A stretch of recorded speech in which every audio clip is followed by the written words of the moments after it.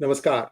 As 2023 winds down, we have our very last program for P Gurus today, or I should say tonight. And joining me is Shekhar Iyer ji. We're going to be talking about a few things that are happening in India. But first, are we closer to World War III now? There has been an attack by the Houthis on US, and the US has actually sunk three of these boats that were used to take over big industrial merchant ships. So that is the latest we have, but we will touch upon that a little bit later. But right now, let's welcome Shekhar Iyer ji as we want to discuss about marmalade, jam, and the BJP. Shekhar ji, namaskar and welcome to P Guru's channel. Namaskar, Shreya ji. Namaskar, namaskar. It's a happy new year to all our viewers. I think some of our viewers are already celebrating the new year. Those who are in We are a year apart. Yes, and in India, people are gearing up for midnight. Some people have gone even to Srinagar, Jammu Kashmir, because this is they want to celebrate it in biting icy cold weather. And in other parts, in Delhi particularly, there are heavy restrictions in central parts of Delhi. There is a heavy fog warning. So people should, normally in Delhi, the central part, that is the Connaught Place or what is called the Rajiv Gandhi Chowk, is normally kept out of bounds for vehicles so that people don't reach there. So many people walk, and metro stations are also, they are not curtailing services, but they are not stopping at some stations so that the crowds don't gather at I mean, there's something about the new year. I mean, people feel that this is the way to make it. And Rahul Gandhi and Sonia Gandhi have also, one would think that they must be worried about 2024 election. They must be worried about what the Congress is going to do, or how should they handle this invite to the Ram Temple?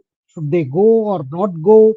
But what Rahul Gandhi did while he has already left for Dubai and probably from there to Europe or somewhere.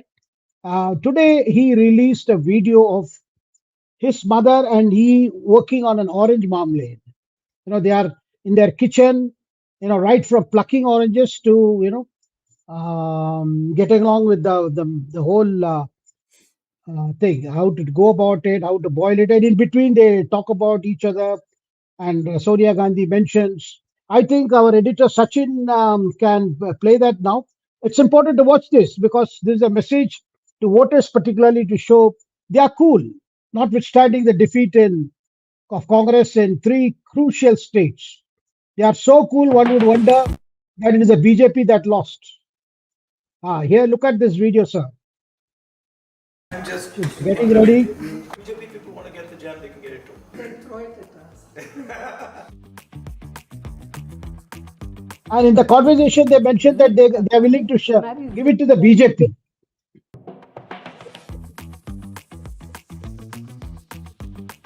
This is my sister's recipe. This is as cool as you can get. BJP people want to get the jam, they can get it too. Then throw it at us.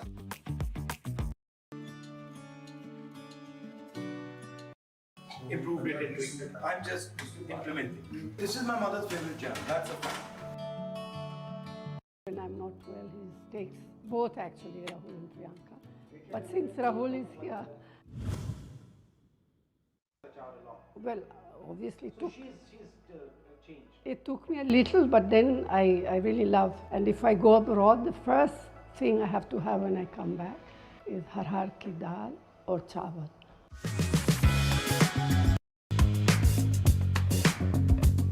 When I was studying in England and when I was working in England, that's when I started to learn this stuff. I had no choice. I had to figure it out myself. So that's when I learned. So I know a couple of things. If I need, then I can cook it. A huge amount of political fight has been about food. Gandhiji had a particular vision about food, vegetarian, goat's milk, and he had a set of nutritional ideas. I also have a set of nutritional ideas, slightly different than Gandhiji's.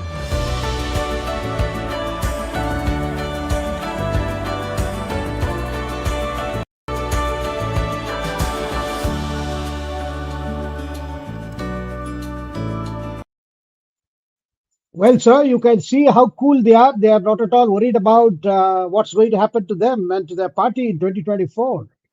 I mean, this video was released at a time when Prime Minister addressed the nation on his 108th episode of Ban Ki Baat. where the Prime Minister exuded confidence, reflected the message of hope and rather the sense of hope in this country as it heads for a parliamentary elections next year. How things have changed in over a decade, whether it's startups, whether it is innovation hubs, or even if it is a artificial intelligence tool like Bashini, which the Prime Minister used at the Kashi Tamil Sangamam. He spoke in Hindi, and that AI tool translated it into Tamil. I mean, that is the kind of tool which the Prime Minister says is going to be a big game changer so that it can be used in the schools and education institutions. And children will not have difficulty of language.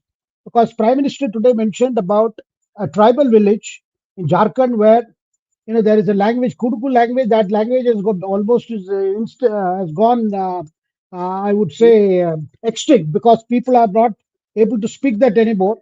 And the Prime Minister today mentioned that yes, this is a village called Manglo in Jharkhand, and this particular the language is called Kuduk, and this Kuduk language is an Adivasi language because people are no more speaking it. But what has happened is this particular village, in a school where there are 300 children, the medium of instruction is now Kuduk, so that the students don't drop out for want of knowing Hindi or English. So the Prime Minister used, in fact, his Man Ki Baat to say how his government has sought to bring a sense of self-reliance, a sense of confidence. That is the election message he's taking. And he didn't forget to mention about Ram Temple. He was in Ayodhya yesterday, where he inaugurated more than 15,000 crore projects, which will turn Ayodhya into the new economic hub of Uttar Pradesh. After Western UP and Lucknow Kanpur belt, this is going to be a very big thing happening in UP. It will be a religious tourist center, international airport, a spanky new railway station, good connectivity, things like that. Now, what is the message that the Rahul is trying to give with this video? That is what people are asking today. And he's out of the country. He won't be back till January 3rd. And from January 14th, he's launching his Bharat Jodo Yatra, but with a new name. He's calling it Bharat Nyay Yatra, that is one to seek justice. And justice, he has said, it is for social justice, for political justice, for economic justice. Basically, justice for his party. Why the people continue to reject his party. At this time, he will start from Manipur for obvious reasons. And then he'll wind through Meghalaya, Assam, Nagaland. Then he'll come to West Bengal, Odisha, Jharkhand. Then move on to Bihar, then Uttar Pradesh. And then it finally will reach Mumbai on March 20th. And people are asking, why is he going on Yatra now within the party? Because this is the time, the months of February and March. The elections will be announced in February. And the election calendar will be somewhere between, from mid of April to first week of May. And the elections will start from April 10th onward. That's the usual timetable they have followed. That's what they did in 2014 as well as in 2019 Election Commission. So you can see that there's so much is going to happen, and he may be required to be in Delhi to clear candidates. And this time Rahul has a lot of ideas. He wants to bring new people. Whether win or lose is a different thing. And the big debate will also be from where will Priyanka contest, whether Sonia will shift from Raebareli to some other constituency. So many things are there. But at this time, for him to go on a yatra, and they're calling it a bus yatra, which means the budget is going to be rather a curtailed budget, unlike the Bharat Jodo Yatra, in where they spent a few crores. There were more than 20 specially built container type vehicles, fully air conditioned, and 500 people accompanied him at any given time. They were hosted in good hotels, and the regional leaders took care of them. But this time, I think it's going to be a bus yatra with stretches of walking. So you can see it's a very curtailed program. Now, that is all about the Congress political plan. In the meantime, alliance talks are running into trouble. We can see that. We talked about the problem in West Bengal, where Mamata is insisting that Congress cut off alliance with left. Otherwise, she is not going to entertain any demand from the Congress. And Congress, local Congress, West Bengal Congress is not moved to break away from left with which it already has an official alliance in the recently held by-elections. Now the new trouble spot is Maharashtra. Sanjay Raut, who is the mouthpiece for Shiv Sena, Uddhav Thackeray group, he has been, writing in his journal also, Samna, as well as been giving interviews saying that Shiv Sena should be allowed to contest 23 of the 48 seats. Obviously, Congress is very upset because he says this is the strength of, because whatever they contested previously, the undivided Shiv Sena, that they want to contest those seats, and it is for Congress and Sharad Pawar to decide. And there has been angry reaction to that. A former Shiv Sena leader who has since long ago shifted to Congress, that is Sanjay Nirupam. He was also editor of Samna, just like today Sanjay Raut is, and he has hit out at Sanjay Raut as well as at the Shiv Sena UPT, which goes to show that the alliance issues are really, are creating a lot of troubles in terms of number of seats to contest, which seats to contest. In the meantime, on January 4th, all the Pradesh Congress leaders have been called to Delhi to discuss the route program of Rahul Gandhi, which means the route has not yet been finalized. I mean, they announced the program first, then they are working out the integrity of it. This is where you can see at a time when so much of time and attention is needed for sorting out this seat sharing and things like that.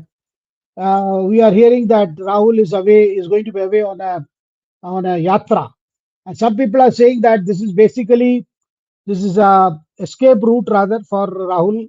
If anything happens, he will say Kharge handled it. We saw it during the recent review of the 3 elections that were held in Chhattisgarh, Madhya Pradesh, and Rajasthan, where Rahul seemed to be saying that Kharge should have handled it better. Rather, he should have reined in people like Kamal Nath and Ashok Gehlot. So this is the scenario that is emerging, where we can see, in terms of political picture scenario that comes across, is the year is beginning with the Ram Temple inauguration on January 22nd, which has placed a new dynamics. And for no reason, opposition parties themselves have invited this situation, because Ram Temple is taking place because of a Supreme Court verdict. For them to again go back, to question, Ram Temple movement, the need for a Ram Temple in Ayodhya, why is Prime Minister going there? After BJP has led the Ram Temple movement and Congress has been seen as opposing it. It's another matter when Rajiv Gandhi was around and what was his approach.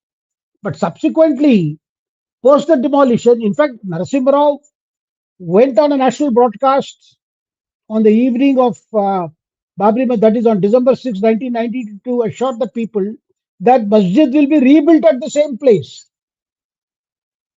in 1992. I mean, everybody has forgotten that.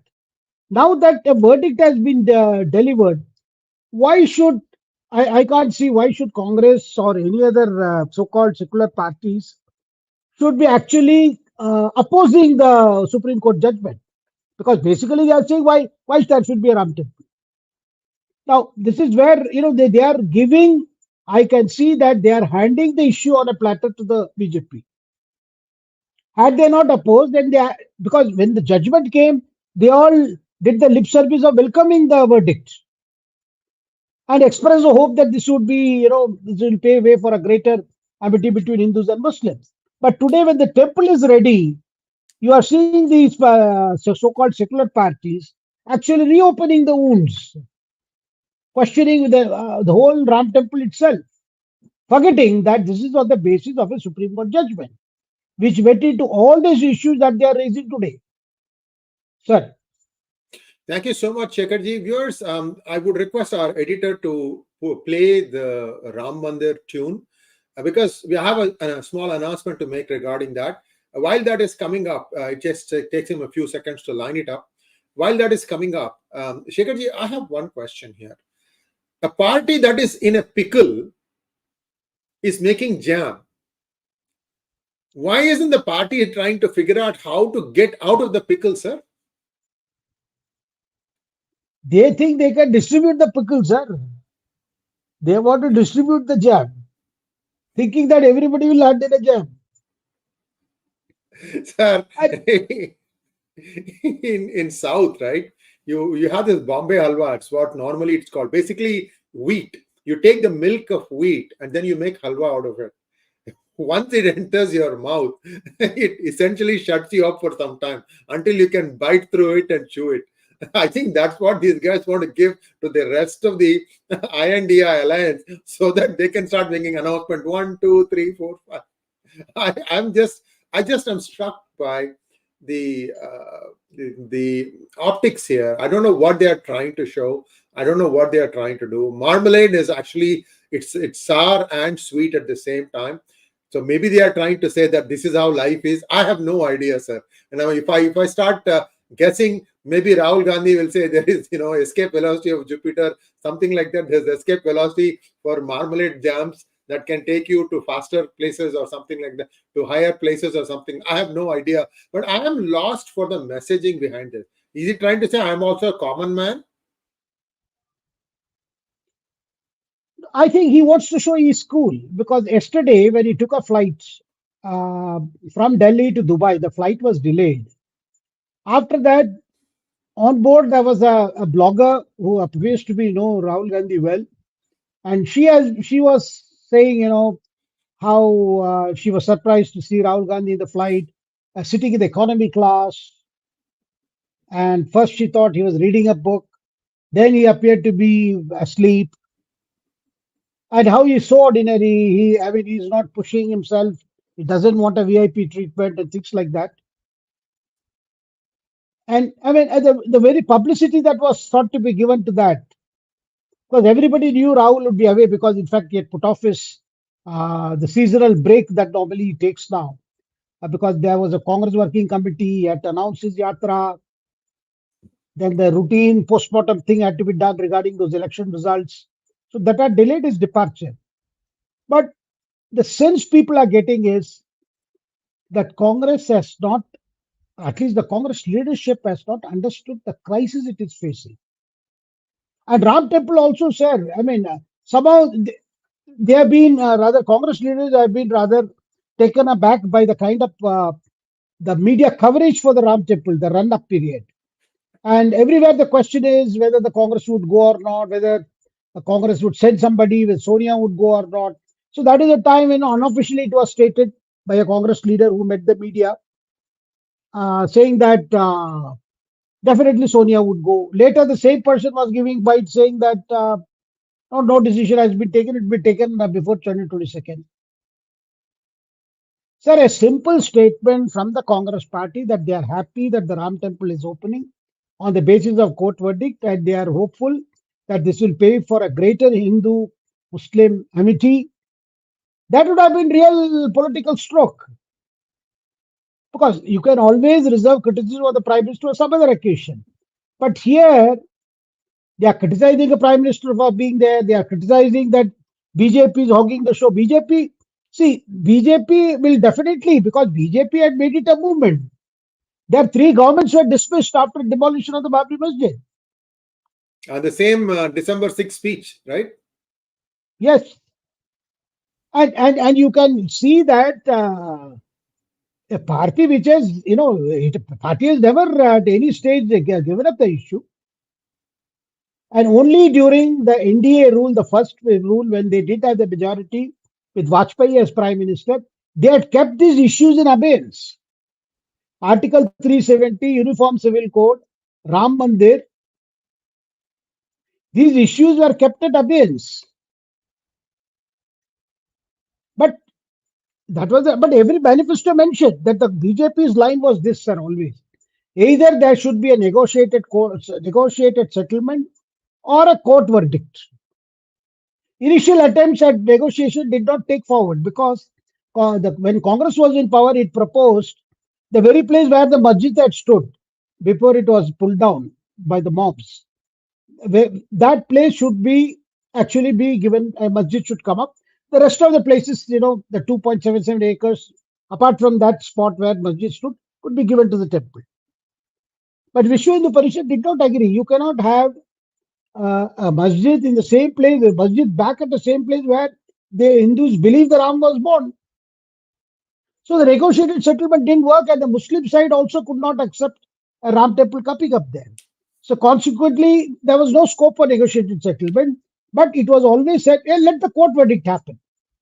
But the Congress opposed court verdict. You will recall Kapil Sibal going to the court and urging Supreme Court to say, don't give a verdict. Delay your verdict, otherwise BJP would benefit from it. Just before the 2019 elections. So you can see how Congress has been, making blunder after blunder on the Ram Temple issue. And now even to assume, and there is a pressure coming from parties like Indian Union Muslim League who want to tell the Congress, look, if you really love the minorities, that this is the time, don't go. But I don't think an average Muslim is going to take a view that if the Congress were to attend the Ram Temple, I don't think that is there. So the reality is the constant attempt by the so-called secular parties to say that there is a Darawa Musalman, that Muslims are in panic-stricken or in fear because of Prime Minister Modi and BJP. That's a narrative, that's a bogus narrative. Because you can see even around Ayodhya, sir, there is so much of economic activity happening. Tourist operators, taxi operators, restaurants coming up, in which all sections of the society are involved. This temple is going to change the economic condition of people in that region. Already real estate prices have shot up. There's so many things happening there. And in a couple of years, you see already 4 flights now. Ayodhya is connected to Delhi and two other cities, to Mumbai and Ahmedabad. Yesterday, the first flight landed. And the passengers who were on that flight, they all sung Hanuman Chalisa as it touched down at Ayodhya. So this is a moment where it is very natural people to feel very devotional, people to feel exuberant, people to be in a moment of jubilation. The reason because Babri Masjid was an issue that was always resisted. The Congress was in denial, so were the left party, so were the so-called left historians. Whatever you resist will persist. So what has happened is today they kept on saying that they said no masjid, no temple was destroyed. That denial that no temples were destroyed during the Muslim rule, that did not match with the facts that people know and believe. So consequently, today what is happening is as if the parties are revisiting that issue afresh. Like for instance, Sitaram Yechury's statement, you take all those statements, basically saying that we are very upset the fact that Supreme Court allowed a Ram temple to come up. Now it's another matter, a masjid is coming up little far away from the Ram temple spot. Land has been given, designs have been worked out, and I'm told it is going to, that structure will be bigger than Taj Mahal. There will be a hospital, there will be other facilities there. That will also turn into a tourist spot. Sir, this issue has been politicized by Congress, I think inadvertently or for reasons best known to them. And consequently, you can see that BJP is definitely have an advantage because BJP has never shied away from this issue. Yeah, they were never shied away. Even when Vajpayee was Prime Minister, whenever a question was put, he says, हमने उसको अलग रखा है. We have kept it away because we don't have majority. Because there was a talk that because among the things, negotiate settlement, court verdict or an act of parliament. So there was a constant talk whether the BJP would bring in an act of parliament. Bring a law for a Ram temple. But that was not necessary because Supreme Court gave a verdict. And that was a unanimous verdict. Now, that should have ended everything, but the way it looks like, sir, interestingly, Samajwadi Party reactions are different. They, like for instance, Akhilesh Yadav's wife, Dimple Yadav, who herself is a politician, she has said that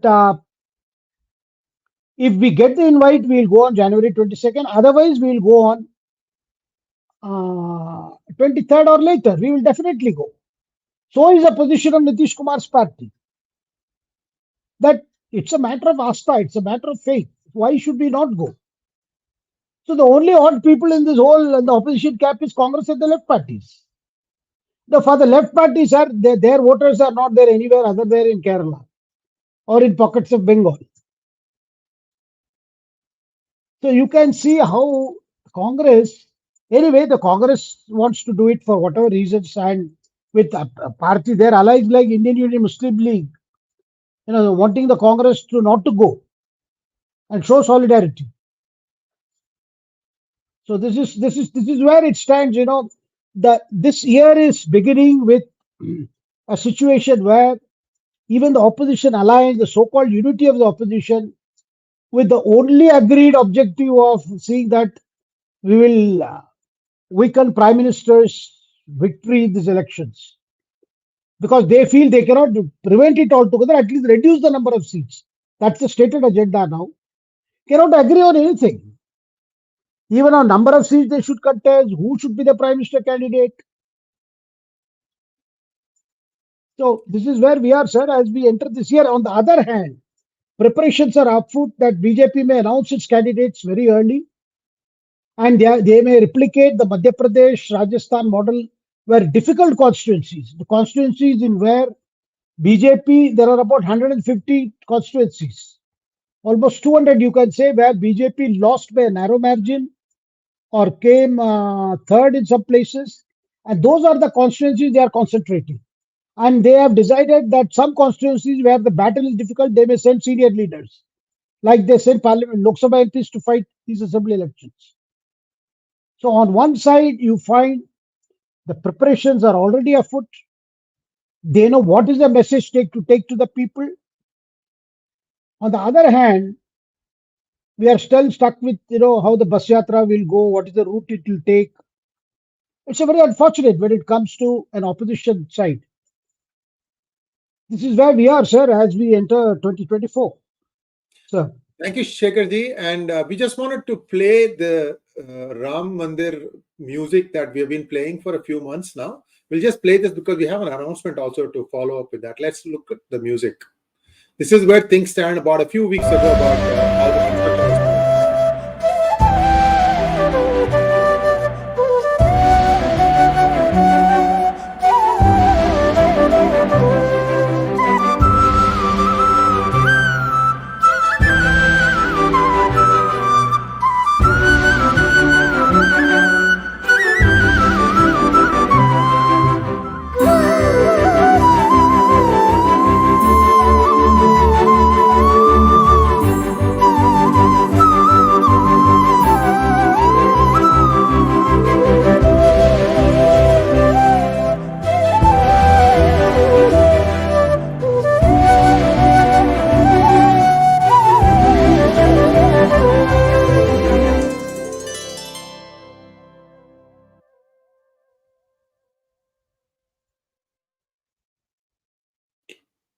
So viewers, for those of you who are members of P Guru's channel, we are going to make this thing available as a ringtone. There is a little bit of work involved to make it work for iPhone. So we are trying to get that thing done, but very, very soon, in the next couple of days, we will be able to give you an indication on what to click on to get this as a ringtone. Many of you have asked us for it.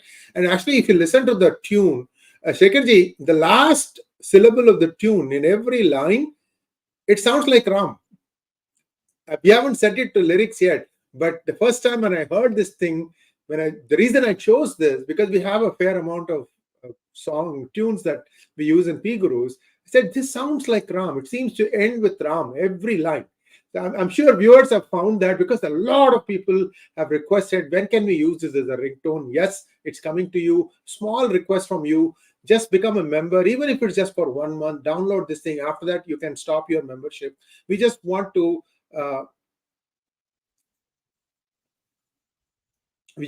make sure that that's working right now. My editor tells me it is available in the community tab. If you go to the channel of any video, you can see videos, and then there is something called community tab. It also shows up when you go to our channel and you can just click on that. For Android, it's already available. For iPhone, some work needs to be done. So today you can download this thing, start your new year with Ram, and also please just become a member for a month if you don't mind. It's a very small amount, I think 100 rupees or 140 rupees, something like that. One time fee, that's it. And you've got it. And we are trying to bolster membership, just to try and get you to get some of these benefits. So because we haven't done a lot for our members, this is our first attempt. We may be doing more things also, and just stay tuned. We are going to give more membership benefits as the time progresses. Thank you so much for the time for your patience, Shekharji. We were in full flow. I took time out to explain about this because Ram is in our lives in every way, shape, or form. It's you can't just take Ram out of our lives. It doesn't matter who you are, and that's the point here. And let's hope that peace and prosperity will prevail over the world in 2024. Let's go on to the next topic, sir. So, I just wanted to say that Yes, this sir. is it's a wonderful piece of music, and we have seen very good responses coming for this. And today, Prime Minister in his radio address, in fact, asked people to share bhajans and ramdhuns and things to mark this inauguration of Ram Temple. He specifically said, please put it on, and also to also put it on his on the Namo app also to link him up, so that people can, because many people are composing new songs, new bhajans to enable to share this what is called the wave of devotion for Ram that we are witnessing today. So Yeah, we've had it for several months now, and this is actually the third version. As the construction progressed, we changed the visuals so that we can show you that the mandir is coming up. So this is our it's been around for a few months now, and people love the tune. So let's we use GarageBand to set up as ringtone. I did it today. Okay, wonderful, wonderful, Pawan Kishore. Somebody has already done it for iPhone also. So yeah, but we need to do it as a link, make it easy for people. So we'll figure something out. Just stay tuned on that. But here is a workaround. If you want to do it today, you can go to GarageBand app and then you can set it up from that. Next, let us take a look at Nitish Kumar. What is happening, sir? He has unseated the current president and become the president himself. Gaddi, is it shaking a little bit? sir, he's back to where he was earlier. He's back to the same line. When he should have been near the finishing line of being a PM candidate. He's back to where. That is because Nitish Kumar is a Sandhya Prani, sir, as they say in Tamil. Sandhya Prani means a person who doubts everybody, who is fearful of everybody, who is suspicious of everybody. And he was suspicious of his own party president, Lalan Singh, who happens to be his very good friend. Lalan Singh is a Lok Sabha member from Bihar, sir. The story that was doing the rounds was Lalan Singh had got closer to Lalu Prasad Yadav, and some moves were afoot to dethrone Nitish Kumar from Bihar chief ministership. And now that Nitish is not getting any job as convener of the Dot Alliance, let alone being projected as a prime minister candidate, he is not willing to give up chief ministership. So he had a suspicion that Lalan Singh is working out something with Tejasvi Yadav and Lalu Prasad Yadav to get him deposed. That is why you saw that in a hurriedly called conference of his party people in Delhi, and Nitish Kumar has taken over. Now, what does it mean for Janata Dal United? Now, we were talking about the opposition alliance, but if individual parties are imploding in this manner over suspicions, you can imagine the fate of what kind of alliance is going to be stitched. Because we are seeing already that even the DMK is getting a little unsure of whatever is happening in the alliance, sir.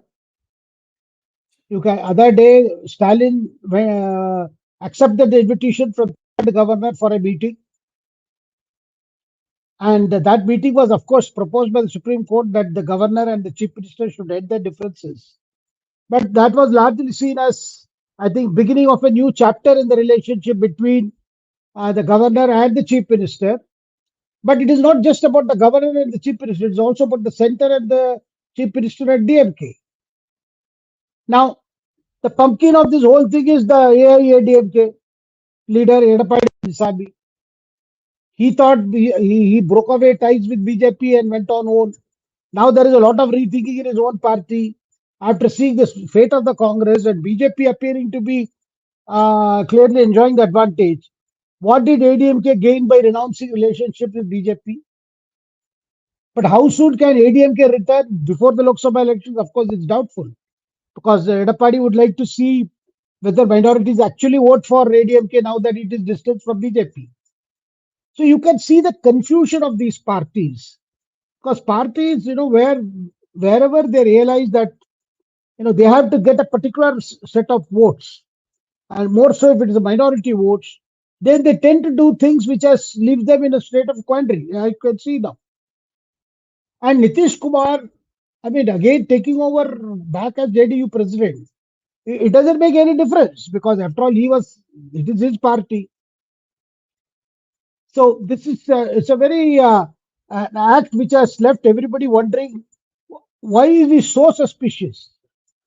Last time we discussed, sir, in our Hindi hangout, we talked about how Gajraj Singh, BJP union minister, and Lalu traveled in a plane from Delhi to Patna, and when it landed there, Gajraj Singh told reporters that Lalu had told him that Nitish will be going and it will be Tejasvi Yadav. Though it was all denied even by Tejasvi Yadav, the fact that things have been things have been difficult for Nitish. Because Holi was supposed to be the deadline when Nitish was to hand over charge, the coming Holi. Sir, last but not the least, actually one of the last topics, we have a couple more to go. One is this restless agitation. Rahul and Priyanka tried to, manipulate there. Looks like Modi has punctured that balloon also, sir. Definitely, sir. The development was the restless Federation of India election happened. And Sanjay Singh, a protege of Brij Bhushan Saran Singh, got elected. Now, it is not just because Brij Bhushan Saran Singh, other than the Haryana wrestlers group association, rest of the associations have been owing allegiance to Brij Bhushan Saran Singh. Anyway, the elections happened on the Supreme Court order. But when it was seen that it is Brij Bhushan has managed to recapture the organization, so the women wrestlers, Sakshi, Malik, and others, they decided to again, take up agitation. In fact, Bhupendra Huda's son, accompanied these people to Priyanka Gandhi, where the plan was that they should again get back to a street sit-in. They should go for again agitation. The plan appeared to be Congress was looking at keeping an agitation by women wrestlers back on the streets of Delhi, this biting cold in Delhi. And when the attention will be focused on Ayodhya, you can again start something which will appear as a negative point for Prime Minister. That's the time when Prime Minister acted fast. He asked the Sports Ministry to suspend the Wrestling Federation of India, saying that they violate the bylaws. And that took the wind out of the sails of both Priyanka Gandhi and Rahul Gandhi, because Rahul Gandhi also went to Haryana. He went to deep into Haryana, where the wrestlers, particularly Jhanjhar area, where he went to the akhadas there, spent a morning there. The trouble brewing, but the Congress would want them to back on streets. But Wrestling Federation of India has the whole new office bearers have been, their election has been nullified rather by the whole suspension of these office bearers. So the Prime Minister acted very fast this time because they didn't want a repeat of what had happened earlier when they came on the streets, and the matter is also sub judice because the police have filed charge sheet against Brij Bhushan Saran Singh in the cases of allegations of sexual exploitation. So this is something they acted fast because they realized that Congress had plans to again bring these wrestlers back on the streets. That would have been a very negative publicity for the government of India. This is one thing one can say they have nipped in the bud. Well, also Priyanka got richly rewarded by getting a much-awaited ED notice on 5 acres or something like that she acquired in Haryana. So that is the other interesting offshoot of this. Needless to say, Robert Vadra is also in that soup. Sanjay Bhandari, all these things. Viewers, pgurus.com wrote tomes and tomes. One of the reasons why I stopped doing all this writing was because it first of all comes at a lot of risk. All these people threaten with legal action. Some people send us notices. We have to be very sure of our sources. And second of all, if the government wasn't really acting, what is the point in doing all these things? Because now 9 years. I can say that Modi has done much good. But if some of these things were allowed to run their course, many of these people will be in Tihar. It's a black and white crime. National Herald scam is a black and white crime, and it's a criminal case. It's not a civil case. So everything there points to all of them, because see, many people think that Priyanka is not involved. No, you have to read my book, National Herald, where there was a new trust of which she was one of the key members. They also ended up buying property. And they did swaha of all the first set of holders in the AJL. That 1931, Jawaharlal Nehru bought 1 or 2 shares. There were many other shareholders. All of them got namam, as they say in Tamil. Sabko chuna laga diya. Anyway, so this is a big deal. But let's wait and see what happens. But I definitely don't like the ED being used as a political tool. ED should be having its own agenda. It should, because it's hard to get some of these cases, Shekharji. I understand that. People disappear, bank accounts disappear, shell companies disappear. Yes, we all know that. Threading this through and then making a case, it's not easy. But then doing this like, tap water, start, stop, start, stop, start, stop, that doesn't help. I don't know how many ED officers are overworked. I feel for them. So we'll wait and see what happens there. But also one more thing, viewers, the second set of Sengols will be arriving in the next week or so. So some of you who have ordered and are waiting, we will be informing you guys once that starts shipping. Thanks for your patience. And also for India, we are investing in a tool to try and bring down the price, and that's going to be very, very soon. I mean, the process has already been started. We have to make sure that the pilot runs work correctly and that they match up to the initial quality that we have. It's a phenomenal thing. When you see it, you will understand how well the work has been done on this. So please stay tuned. We'll keep you updates. Shekharji, the last thing. INDI Alliance, when are they going to announce the seat sharing, sir? Sir, they have kept a deadline of December 30th is the deadline by which all the talks should be completed. But it doesn't look like things are made headway. I mentioned about Bengal, where Mamata has clearly said Congress has to snap ties with the left. It cannot have an understanding with the left and Mamata. In Maharashtra, Shiv Sena, has, particularly the Uddhav Thackeray faction, has placed a clear demand that they have to be allowed to contest 23 seats of the 48. So that's a huge number considering it's a diminished Shiv Sena. Now that shows that, and when it comes to, I don't think anything is going to happen. Today is already December 31st, so nothing has happened. So probably what you will see is it will get extended, let's say by a month, January 30th. Now by then, 14th, Rahul will be on his launch of his Nyay Yatra. Looks like nobody's serious about alliance, and at least the major parties are, they are saying, look, we will decide how much, what is the number of seats that the Congress should be allowed to contest. So it's not taking off. It's not going anywhere.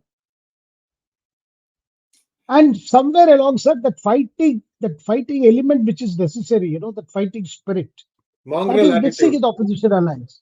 Mongrel attitude. No, it need not be a mongrel. No, there is a mongrel attitude is there when it comes to barking. But when it comes to fighting on the ground, that is missing. So we used to joke that barking dogs seldom bite, but most dogs don't know this proverb. But I think maybe the proverb is true. That was a good one.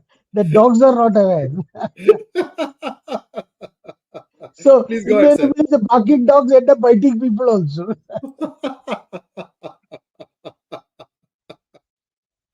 So, viewers, that's all we have for you today. But we have a few questions that Shekharji will be kind enough to answer. Shekharji, I know I'm pulling you, keeping you away from the ball dropping moment, but I think that's going to happen a little bit later because if you're watching Times Square, for example, I'm sure there are other festivities in India.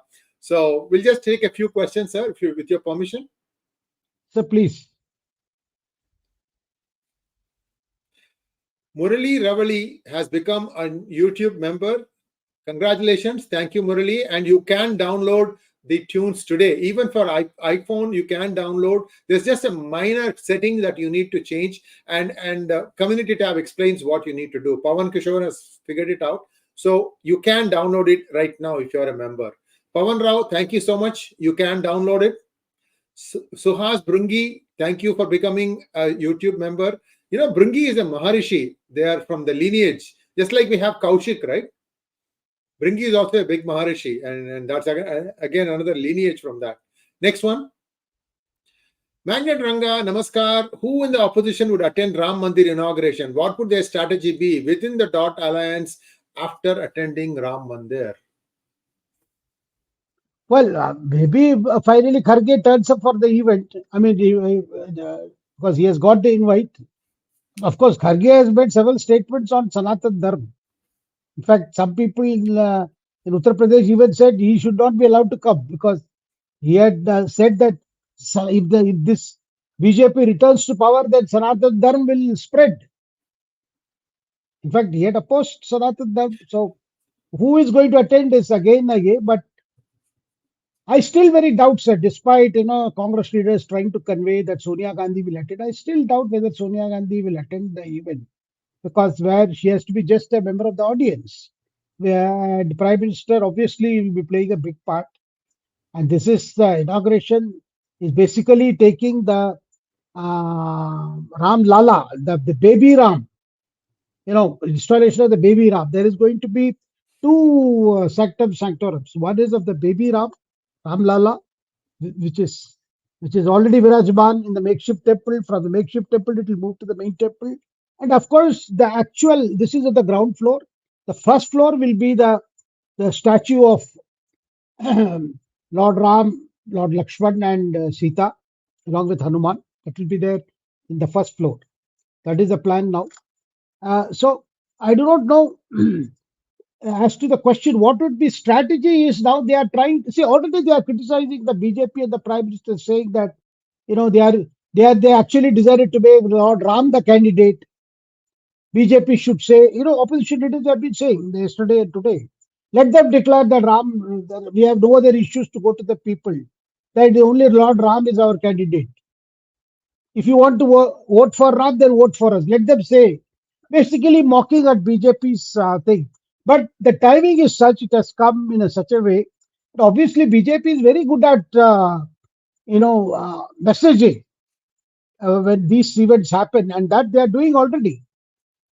So therefore, I can't see how the opposition, of course, they will wish that once the temple is over, the people will forget it, but that's not going to happen, sir. Next year, that is through January, February, I think till the Ramanavami. That's a period when elections will be thick of elections. Till that time, the crowds are not going to stop. The devotees will continue to pour. Already there are heavy bookings, tourist bookings. And they are even cancelling some bookings because they say that it's all overbooked. And the sense I can see in the people of North India is they feel that they never thought in that lifetime this thing would get sorted out and a temple would come. Now that it has happened, particularly people who are aged between 60 to 75, 80, sir, they are very keen to go there. And younger people also, because they want to see what is it. And sir, over the next 2-3 years, let's say the temple should be ready by 2026. People are going to go and see for themselves what they consider as a big thing that has happened in lifetime, which they never thought would happen. So this is something the opposition has to live with it. I think if the opposition had really some political strategy in mind, they did not have made a big issue of Prime Minister attending there, or they should have said, okay, it is part of Supreme Court judgment. So that is where we see the whole thing now. Next question from Pawan Kishore sir. How can the misinformation on EVMs be debunked? We see a lot of INC handles propagate misinformation on EVMs. There are even a few handles calling for agitation against the use of EVMs. So this is a very bogus campaign that they are doing it, which, I mean, if Congress has been, this is going to backfire on them, because this, if you start talking of EVMs in the states where you have lost elections, that means you are demoralizing your rank and file, your own cadre, the cadre who worked for it. Because logically, then you should not win anywhere, no? Assuming that EVMs are being manipulated by, say, BJP, which I think is a very far-fetched idea. Now, if that is happening, then why would they let Congress win Karnataka? Why would they let Congress win in Telangana? Each of these states are important. So this is a bogus thing, sir. With VVPAT coming, that paper trail, and there were several measures taken by the Election Commission, and Election Commission has held several demonstration come workshop for the political parties. Yes, there is a demand that the VVPAT should cover all the booths all over the country. Maybe eventually that will happen. But to raise questions and raise doubts, that is not going to help the Congress, because your cadre will get further demoralized. If you say that, everything is different, it's already predetermined. Sir, Congress party is not willing to admit that the narrative that they are giving today, there are no takers for the narrative. They are repeating the same thing, and they don't want to go back and examine why is the public not accepting what we are saying. Sir, the media is the message.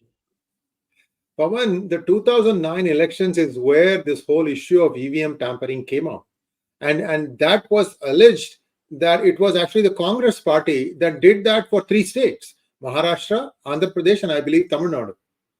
Because what was found was, if you take a booth will take about 1,500 voters. The EVM, one EVM in a booth will probably register about 1,500 votes, 1,500 to 500, depending on the size of the constituency. Now, what they found was, in Maharashtra, Andhra Pradesh, and Tamil Nadu, the party that was considered number 2 in that particular constituency, it could be BJP, it could be Shiv Sena, it could be any other party. What they found was that second party was getting votes in a booth of 0 or 1 or 2. See, this is where the thing falls apart, because every booth has a booth agent. Let us say minimum there are 2 booth agents of every party. If the party is number 2 in a constituency, you can be sure that, let us say BJP is a number 2 party in a Maharashtra constituency, they would at least have 2 booth agents. And those 2 booth agents have to be within that constituency. Those guys would have families. And that means you have to have a minimum of at least 4 to 8 votes, minimum, assuming that the entire populace did not want to vote for BJP. And they found that the counts were 0, 1, or 2. So clearly, that's what raised the suspicions. Then somebody who is in the United States took the trouble of contacting electronic voting machine experts in 3 different countries, got them all together, flew them down to India. They looked at some of these EVMs, because what had happened was, after the 2009 election, there were some areas in Andhra Pradesh that you could actually buy these EVMs by the bulk. And they actually could reproduce the problem that they felt was what was happening, that using a cell phone, you could change the count that showed up on the EVM. And they showed you how you could do it. It was demonstrated that the EVM of that day was defective and that could be rigged. And after that, only the voter verifiable printer attached terminal, VVPAT, was proposed. And that's how people know that whatever the symbol that they cast their vote on, they can see for themselves. Now, from that time, 2009 to 2023, 3 or 4 versions of the EVMs have come. The latest one is based on read-only memory. What that means is that there is no code that you can change. And these EVMs are not connected to any external interfaces like Bluetooth or network or anything like that. So there is a lot of precautions that the Election Commission has taken to ensure that these are rock solid.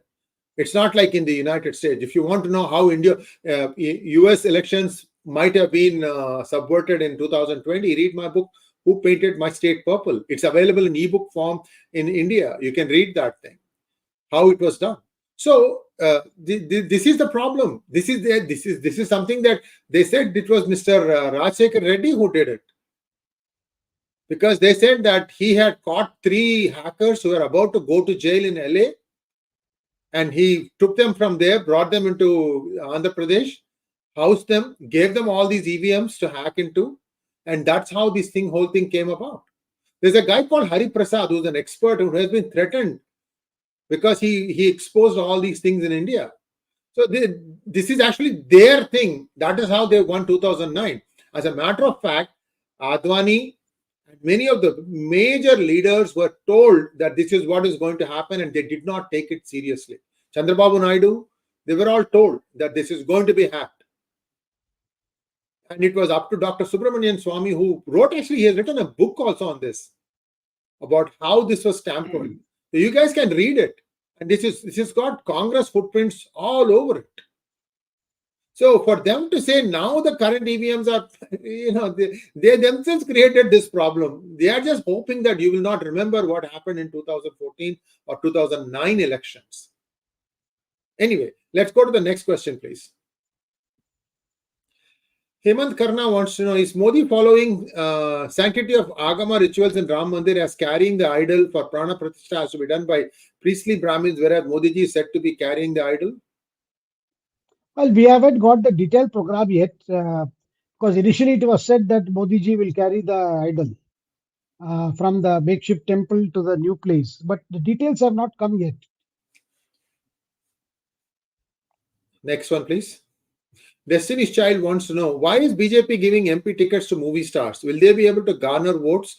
What are the achievements of Dharmender family in politics and also other actors in BJP? For the very reasons that the Destiny Child has mentioned, what is the benefit they have got? In fact, Prime Minister Modi has not been giving celebrity tickets. He has been prepared to give more. He has been preparing the party to give tickets to cadre, from the cadres. They may be unknown faces initially. We have seen how people have been made ministers in Madhya Pradesh. You see, most of the people are just first-time MPs who have worked the way up through the organization route. So I can't see a situation where there will be people will get tickets because they are celebrity. Of course, some film stars or celebrities may be fielded if they join the party and they want to contest election. That is purely on the basis of constituency-wise, where the BJP may think a celebrity actor can help the party win that seat. Next one, please. Venkatramani Satanu Krishnamurthy wants to know, will the INDI Alliance disintegrate before the Lok Sabha elections? Well, the way it is, of course, disintegration may not happen in a very open public way, but already you can see the alliance has come unstuck. You can see it already. So therefore, of course, it's also a difficult fight for them. They cannot appear to be giving up on one another. So some facade of unity will be maintained. But then to what avail? Right. Next one, please. Narayan P wants to know, Dots Alliance jam is not solved and videos are uploaded of them making jam. One other video showed them in a flight. Is this so-called alliance gone for a toss? Well, it looks like that. We have already discussed this whole problem of inability to agree on a candidate as a prime minister will face. Second thing is difficulty over actual sheet sharing formula. And number three is none of the parties really believe that Modi can be defeated. Therefore, there is a half-baked attempt to let's win as many number of seats as possible on our own rather than have an understanding. At least we will have a presence in parliament. Next one, please. Anshuman Singh wants to know, sir, how are Congress going to get even 40 seats this time? Except Kerala, I don't see any state there as stronghold. Even for 5 seats in other states, and no alliance partners are giving them any seats. Your view? Definitely, it's going to be a very big challenge. Sir. There's going to be a very big challenge. Even in Kerala, I think the UDF partners are going to extract as much as possible from the Congress. So I can't see where BJP, I mean, the Congress can actually convince other allies to part some seats. Otherwise, it's a very difficult situation for the Congress, other major partners. Sir. Next question, please. Parkley 35 wants to know, now it becomes clear what agreement he signed with China. He signed and agreed that Arunachal Pradesh is part of China. That's why he's not going to Arunachal. Your view? Sir, everybody is asking this. Why did not the Bharat Nyay Yatra start from Arunachal? And of course, the reasons, unofficial reasons, are logistic issues to start the Yatra from Arunachal. But that's a point which Congress is on the defensive, and so they are starting it from Manipur. The Manipur reason is they again want to start with an issue of ethnic violence, which has since subsided to a great extent. Next one, please. Ananda Gopal and Kidambi wants to know, why Rahul Yatra does not start from Arunachal Pradesh? Is it because of MOU? Same thing he is also asking, sir. Yes, sir. They could have called it Arunachal to Amravati or something like that. That would have been very A apt. Next one, please. Jayagopal Venkatraman wants to know, my respects to both the Iyers, what will be the impact of Ram Mandir in Tamil Nadu during 2024 elections? Well, there are many political pundits in Tamil Nadu who are trying to say that Ram Temple has no impact in Tamil Nadu and it's not going to help the BJP in any way. Well, I don't believe so. After all, you can see the number of Tamil people coming to Kashi. This Kashi Sangamam's second edition has just concluded. So many people are coming from Tamil Nadu to Kashi as part of that Sangamam. Now, Ram Temple will definitely give an image over for the BJP, because BJP will say that this is a promise that we made to the people and we fulfilled it. And it's a very big promise. So for the BJP, it will count Ram Temple as one of the achievements. And that achievement will also be touted in Tamil Nadu. Even if Lord Ram may not be a very popular deity, but there are very old ancient temples. After all, Rameshwaram, the place where Rama did puja to Lord Shiva before undertaking his mission to Sri Lanka to rescue Sita. So there are landmarks in Tamil Nadu that speak of the Ramayana era. So, next one, please. Ajay Nagendra wants to know, will Jan 22nd be a Hey Ram moment for people opposing it, especially the political parties? Sir, people opposing it are very few people, sir, and even within the party they are isolated. But what we have said so far is that Duvida is there. They don't know what to do, to go or not to go. Next one, please. Ram Prasad wants to know, why is BJP not finishing ED cases against Chidambaram, DK Shivakumar, etc., and putting these guys behind bars? This is our courts have been also having adjournments after adjournments, and these cases, all these cases where the accused are out on bail. So why is the ED cases? But I feel, sir, this ED cases is going to pick up speed in the next 2 months. Elections will be announced only in February. So the next 2 months, you are going to see a lot of action by ED.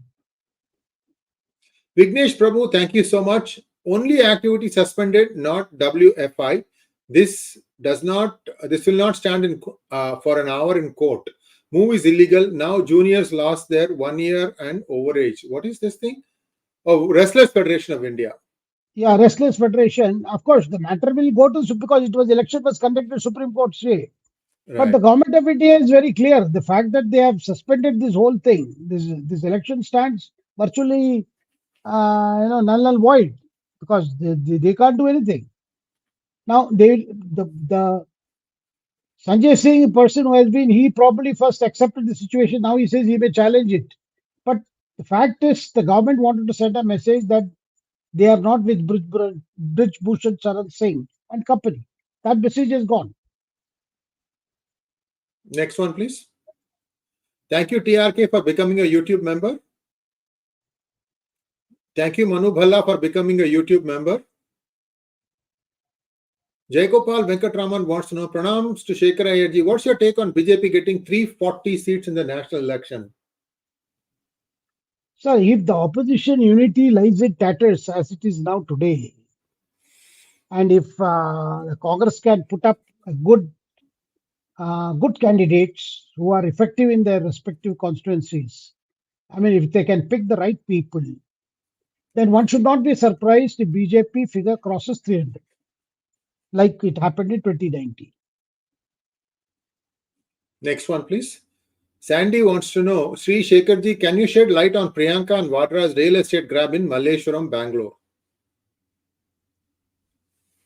Sir, I do not know this particular Malleshwaram case, but the Sanjay Bhandari case, we all know how there has been Benami transactions.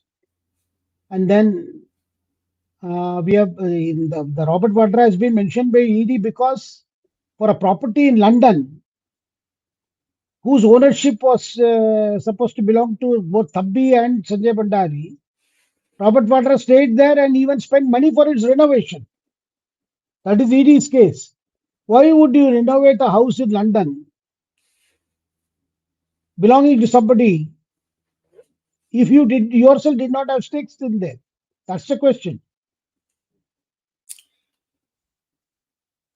This CC Thampi is also, his name is also called Kallu, Kallu, Thampi. Kallu means native liquor, country liquor. So I think he had something to do with that also. He's also called Kallu Thampi. And if you go to pgurus.com, lots of stories about all the different things that have happened. He was essentially a Benami for the Gandhi family. They are knee deep, if not neck deep in this. They can't wish it away. Suhas Bringi wants to know, Puri Shankaracharya issued a warning to Modi and Congress as they were promoting fake man as Puri Peethadeesh. He demanded fake man's arrest, otherwise warned Modi that he will bring revolt against too. Your thoughts, sir? Sir, I haven't heard of any big warning because this matter was, I think it has not, nothing has moved forward in this case. So I don't think that they have been promoting any particular person. This is to the best of my knowledge. You know, something very, very nice happened today, Shekharji. I wanted to share this personal experience. I flew down from a city called Phoenix, and that's why I was delayed by a few minutes because I rushed in. I had to set up my lighting that was not working correctly, and that's why a few minutes delay. But while I was waiting for my bags, one small kid, 10 years old, he walks up to me, and his mom comes along and says, my father-in-law watches your videos. He never misses it. And when he was here, my son also watched it. And is it okay if I take a small selfie with you? Picture with the grandson and I. And I said, sure. So, a lot of kids are also now getting interested because their tatas, their grandpas are watching P Guru's channel. So more power to you. And this made my day. I mean, I'm now getting a lot of recognition across the country, in the United States as well as in India. Again, I stay humbled. I always remember Robert Frost's poem. The woods are lovely, dark and deep, but I have many promises to keep. Miles to go before I sleep. Miles to go before I sleep. Thank you so much, Shekharji. And we'll be back again Wednesday. Let's go with the same time, sir, 7 p.m. again. Right, we'll do that, sir. Yeah. And viewers, we were trying to change 10 a.m. or 7 p.m. and we're going to stick with 7 p.m. for some more time. And tomorrow with Rajagopalanji, a lot of scoops. Guaranteed. We start the year with a bang. So do tune in and don't party too hard. Thank you so much, sir. Wish you all a happy new year. Happy 2024. May all your dreams and wishes come true. Namaskar. Namaskar.